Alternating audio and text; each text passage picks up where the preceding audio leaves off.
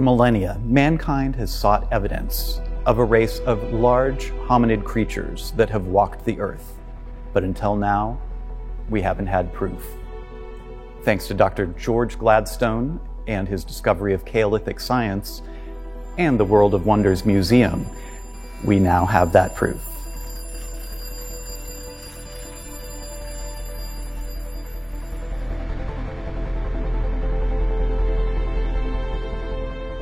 Kaolithic science is a very rigorous field, and one of the reasons why it's so rigorous is that it isn't only about the study of the science. There is also an awareness and even sort of an art to it. So my primary training was actually as a practitioner of ceramic arts, but it was only after I met Dr. George Gladstone that I received advanced training in the Kaolithic sciences. Dr. Gladstone headed up my committee and oversaw my training to really make sure that I could thoroughly vet all of the archives that are and the artifacts that are in the collection of Kaolithic curiosities.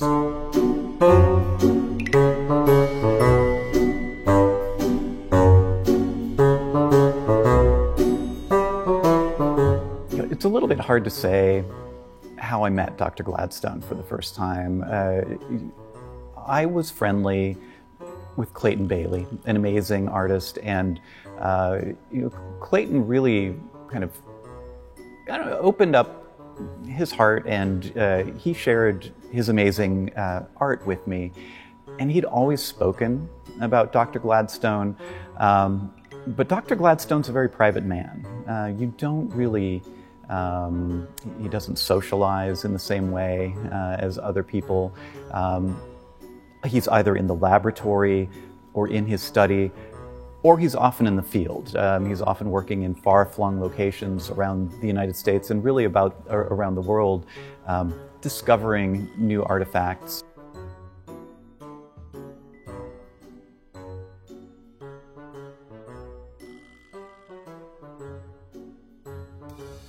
My name is Garth Johnson, and when I'm not the curator of Kaolithic curiosities at the World of Wonders Museum, I am the Paul Phillips and Sharon Sullivan Curator of Ceramics at the Everson Museum of Art in Syracuse, New York.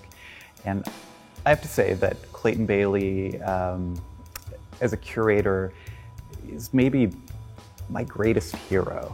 So to see the World of Wonders come together in a new location in Akron, Ohio, is really important to me and really warms my heart.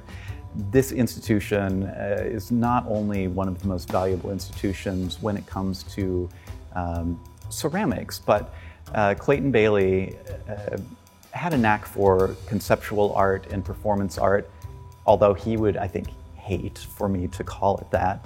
And he was really adept at using the language of the museum and using conceptual ideas to underpin everything that he created as an artist. So whether it was putting together robots in his robot shop, or working on ceramics, or doing demonstrations for the public, these are all things that he took very, very seriously. Clayton Bailey never did anything by half measures.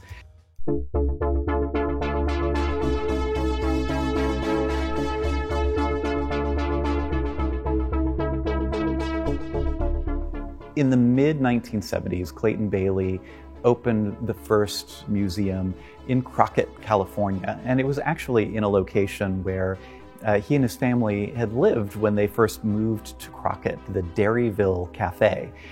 So this was a museum that highlighted some of Dr. George Gladstone's Kaolithic discoveries, but Clayton Bailey needed a way to grab passersby and bring public into the museum.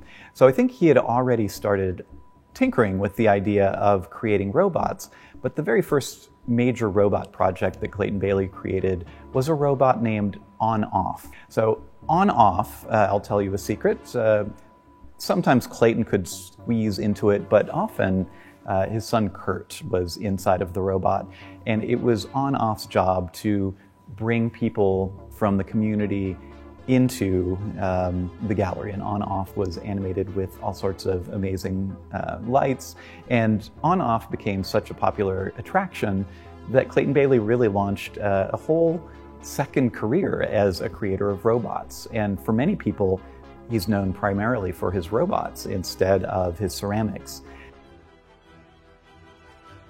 Clayton Bailey's pieces don't only tell the story of Clayton Bailey's creative decisions, but they really tell the story of the history of America and the history of who we are as a people. I think Clayton Bailey's invention of robots and all of the things that you see in the World of Wonders Museum, he really reflects an American spirit, and he is a truly American archetype.